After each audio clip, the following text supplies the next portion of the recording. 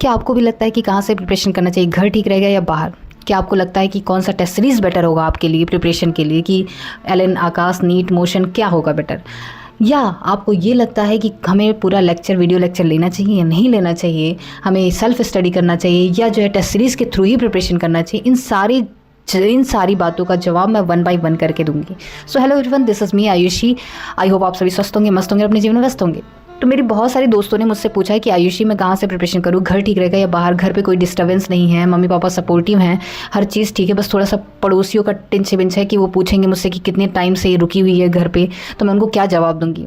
देखो यार, ये चीज़ें जो ना, ये जो घर पे रुकी हुई पड़ोसी क्या बोल रहे हैं, ये सब बहुत माइन्यूट चीज़ है, बहुत बहुत एक पॉइंट की तरह इम्पैक्ट डालता है अगर आपका माइंडसेट बहुत क्लियर है तो उस टाइम, क्योंकि आप बहुत बड़े एग्ज़ाम की तैयारी करने जा रहे हैं यार, और जो है उस एग्ज़ाम को प्रिपेयर करने के लिए आपका माइंडसेट इस लेवल पे होना चाहिए कि इन बातों का कोई इम्पैक्ट आपके जीवन में ना पड़े।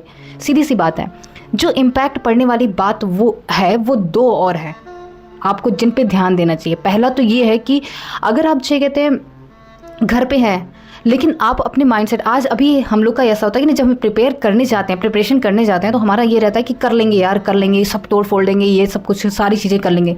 लेकिन most challenging thing is that कि अपने माइंडसेट को through out the your preparation maintain करना इज़ अ बिग चैलेंज। क्या आप उसके लिए तैयार हैं? अपने अंदर से पूछिए कि आप उसके लिए अगर तैयार हैं तो बिल्कुल आपको रुकना चाहिए, आराम से करना चाहिए। एग्ज़ाम की प्रिपरेशन करिए, फिर आप कहीं भी रहिए, कोई दिक्कत नहीं है। अगर आपको कोई हिला नहीं सकता है, कोई डगमगा नहीं सकता, आप कहीं से भी प्रिपरेशन कर सकते हैं।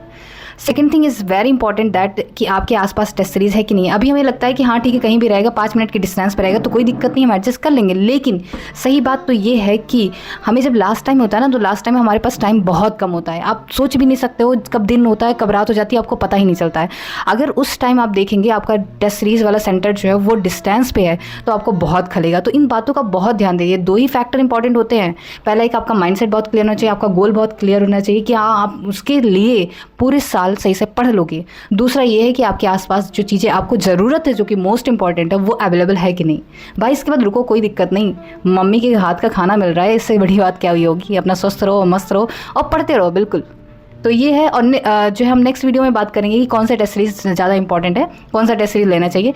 ये कोई एडवर्टीजमेंट नहीं है, मैं वही बताऊंगी जो सच है। कौन सा टेस्ट सीरीज़, किसके ड्रॉबैक क्या है, सारी चीज़ें मैंने, क्योंकि सारे टेस्ट सीरीज़ देख चुके हैं, सारी चीज़ें मैंने अपने आप पे अप्लाई कर लिया, तो मैं वही बताऊंगी जो आपके लिए बेहतर होगा। इसके लिए फॉलो करना मुझे मत भूलिएगा।